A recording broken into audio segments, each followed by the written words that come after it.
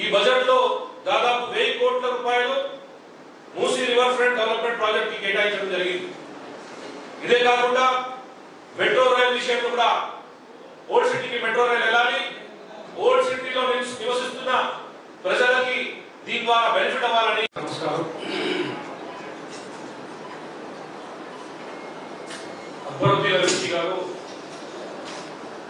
అసెంబ్లీలో చాలా అద్భుతంగా మాట్లాడారు. గత 20 సంవత్సరాల నుంచి అదే repeated speech without any no conviction. MIM గత 60 సంవత్సరాల నుంచి ఏ అసెంబ్లీలో మాట్లాడినా ఎక్కడ మాట్లాడితే కూడా మేము ఓల్డ్ సిటీకి డెవలప్ చేయలేకపోయినాము, గత ప్రభుత్వాలు మాకు సహకరించలేదని చెప్పింది. ఇప్పుడు కాంగ్రెస్ పార్టీతో ఫ్రెండ్లీ పార్టీగా నాటకం చేయడం స్టార్ట్ చేశారు. 2004 వరకు టీడీపీతో కలిసి ఉండి 2011 వరకు కాంగ్రెస్ పార్టీతో ఉండి 2023 వరకు బీఆర్ఎస్ పార్టీతో ఫ్రెండ్లీగా ఉంది.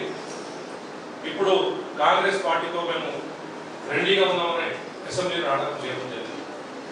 వాళ్ళ యొక్క సింపుల్ ఎజెండా ఓల్డ్ సిటీని బ్యాక్వర్డ్ చేయాలి, గత ప్రభుత్వాల మీద మాకు సహకారం చేయాలని చెప్పాలి, ఉన్న ప్రజెంట్ రూలింగ్ ప్రభుత్వానికి ప్రేజ్ చేసి నాటకం చేస్తారు.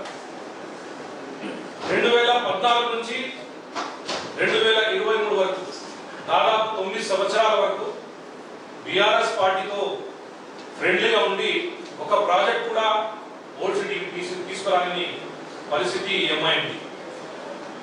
2014లో పోల్ ప్రామిసెస్ లో కేసీఆర్ గారు చంచల్ కూడా జైలు షిఫ్ట్ చేస్తారని చెప్పడం, ఇదే కాకుండా మలక్పేట్ రేస్ కోర్స్ కూడా షిఫ్ట్ చేస్తారని చెప్పినారు.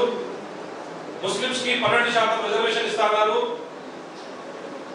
ఏ ఒక్క వాగ్దానం కూడా పూర్తి చేయకుంటే కూడా 9 సంవత్సరాలుగా వాళ్ళతో ఫ్రెండ్లీగా ఉండి ఒక్క క్వశ్చన్ కూడా కేసీఆర్ ప్రభుత్వం అడగలేదు.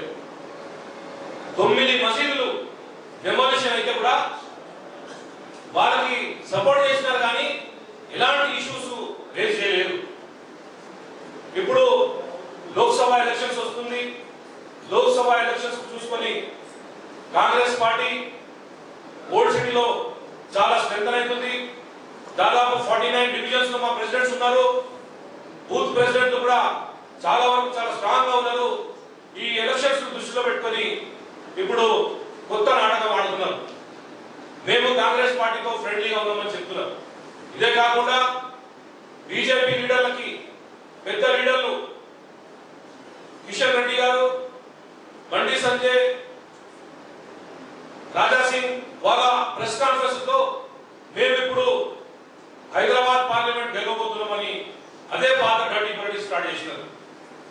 మీరు చూస్తున్నారు, బీజేపీ ఏ ప్రెస్ కాన్ఫరెన్స్ చేస్తే కూడా మేము హైదరాబాద్ పార్లమెంట్ ఇప్పుడు గెలుస్తున్నామని చెప్తున్నారు. కానీ అదే చెప్తూ ఓల్డ్ సిటీ ప్రజలని ఈ ఎంఐఎం ఈ బీజేపీ కలిసి మళ్ళా ఒకసారి మోసం చేయడానికి ప్రయత్నం